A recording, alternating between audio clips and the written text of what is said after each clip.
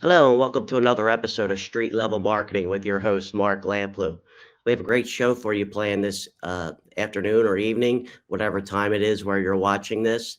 Our guest today is Samuel Epstein. Sam and I, we used to work together. We opened a call center, and that's kind of the premise and the topic of the show that I wanted to, kind of go through and see if you could pick up on some ideas on how to scale a call center, how to grow a call center, some of the important metrics that it takes as you're planning a build out of one. Many businesses require and need people answering the phones to close deals and build a business. So, Sam, welcome to the show. Thanks for having me, Mark. I appreciate it. So, tell me, what inspired your entry in operations and marketing space, particularly in behavioral health? Yeah, so it started with my own recovery journey. So, getting into recovery myself, very quickly I saw that there were gaps in this industry that I felt like I could insert my specific set of skills to ensure that not only are we operating with empathy, compassion, and care, but also infusing that into the day-to-day operations. Yeah. Now, when somebody's wants to open up a call center, what is like one of the first steps in planning, the launch? Yeah, I think the first step would be making sure you're clear on purpose and direction. Why are you opening the call center in the first place? Why do you think that there is a need for you to have a call center? That would be step one. And then, what is your direction with it, right? Like how big do you think it needs to be in the infant stages, and then how big moving forward uh, will you need it to grow to? I'm a firm believer operationally that we need to shoot for the stars essentially. So plan bigger, and then have a have another plan to focus on scaling as it grows. Yeah. I want to talk about, deciding on whether you want to do it in-house or you want to outsource it, when the proper timing of that is. And if I think a lot of people make this mistake. They start with outsourcing, it grows, it's generating business, then they want to bring it in-house, but they're not ready for the drop that's going to create in order to increase the flow again. Yeah, So how do you plan that out and just make that decision? yeah, I agree with you on that point as well. I mean, it really comes down to control versus speed. I think in-house there's definitely much more control over operationally what's going on in there, and making shifts and pivots is needed. Um, but you can definitely scale more with outsourcing. So, I think that's part of what needs to be clear in the infant stages as well. Is where you're going with this and the goal and direction, so that you can determine if it is going to be a better option to take it in house or to outsource. Right. Yeah. Yeah. I think a lot of people that, tend to make that mistake, they don't plan for the pullback, and then they, step in and they don't plan enough time, and then they want to, pull back and make more decisions that are going to cause more problems. So you really want to probably gauge where you're at and plan for a pullback of revenue, so you can then grow that revenue, because it's going to take time, to get everything in place. Agreed. What compliance concerns are there, in the behavioral health space that's different maybe in other industries?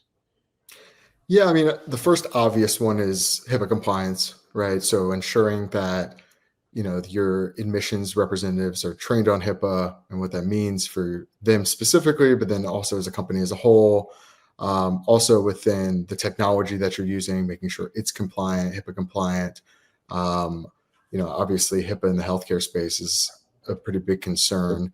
And then also there are state restrictions as well. So you definitely want to be clear on, any kind of compliance that would be mandated by the state specifically. That's definitely one thing you don't want to skimp on when you're creating this thing. Right. Now, this is unique to the behavioral health space, in the mental health space, but when you have a call center, you want people that are like sales oriented. How do you balance the empathy that goes into treating like a healthcare specific problem and its effectiveness in agent hiring? Yeah, so this is a point that not only in call centers, but anywhere in behavioral healthcare, I typically hire for empathy. Right now, there are some positions that do take a lack of or take more knowledge and experience, but within most skill sets, you can teach things, right? And people can learn.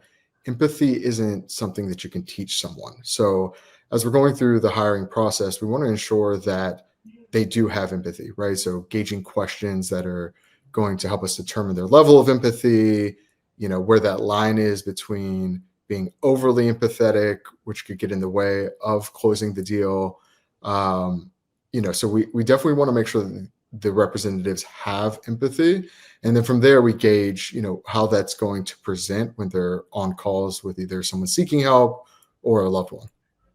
Right. Yeah. And some of that empathy can also play into, you know, uh, promoting and talking about the programs that you offer and making it a sound decision for somebody that's struggling or, has to call.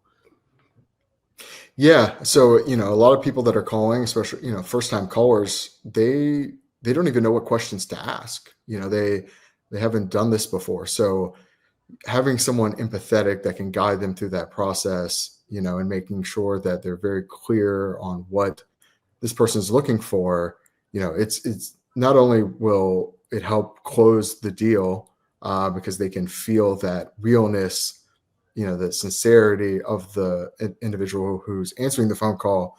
But there's also, there's a lot to go over on the phone, right? So making sure that they are compassionate, there is empathy. It really plays off both on the moral side and on the business side as well. Sure. What kind of tech stack is essential from day one when you're playing this out?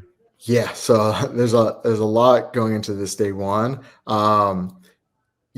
It's not a one size fits all, right? So depending on the size of the operation, what the goals are with the call center, um, you know, on a basic level or more basic level, there's a CRM needed. Obviously, we want to keep up with who's calling in, the status of the calls, where they're at in the process of admission. Um, Also, we monitor the calls as well. So it needs to be some kind of call monitoring service, some kind of platform that we can go back and listen to the calls to ensure quality assurance is there. Those two on the more basic levels would be necessary.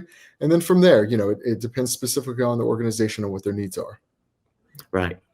Now, what's your approach to defining like the call objectives, the information, the conversation?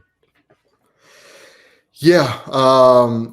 First things first is you want to build rapport, right? We want to build a level of rapport. Specifically in behavioral health, there's this timing essence. There's this window of willingness that an individual has when entering treatment, right? There's a sense of urgency with whether it's substance abuse, if it's mental health. There's a lot of questions on the level of care and the acuity that you're able to handle. So first things first is making sure that you build a good rapport with them. You want to build a level of trust, and then from there, it's qualifying. Making sure that the individual works for the organization. Seeing what kind of out-of-pocket resources are available to cover the cost of the treatment, and then from there, it's closing. Yeah. Now, do you plan out a script? And like, how do you, and this brings me into another question because a lot of the stuff with AI is coming out. What's your thoughts on AI bots that are answering phones and, you get, I think it's that one area that kind of requires, and you can't kind of fake the natural empathetic person that needs to answer the phone when people are calling in. Yeah. So we'll start with the first part. Yeah, a script. And I think it kind of ties in with the second part exactly. I think a script sounds good in theory. I would say more of talking points, talking points that are necessary to get through the conversation to close Yeah. the admission. That's more what we're guiding our admission reps on, and training them to be able to handle. And I think that's why AI, at least currently where it's at, it's not going to have that. You can give it talking points, you can tell it to be empathetic, but at the end of the day, with all of the variables of dealing from person to person, it's just not suited yet to handle the requirements that this position would need. Yeah, I've listened to a few, representations of, some examples of calls being done, not in the healthcare space, and they do great. I mean, they're really answering questions and flowing with the conversation, but you still can tell that there's that level of like balance with it. That's, kind of a person that's struggling with something is not going to want to be talking to, you know, a robot. Totally. I think it'll get Totally. better. Yeah. Yeah. And a lot of the questions that come up, with our admissions reps is, are you in recovery yourself? And Yeah. if the bot is going to speak truthfully to that question, the potential patient or potential loved one will quickly realize that they are not, and that level of rapport guiding someone through the process of recovery, whether it's substance or mental health, is big for Yeah. a lot of these patients.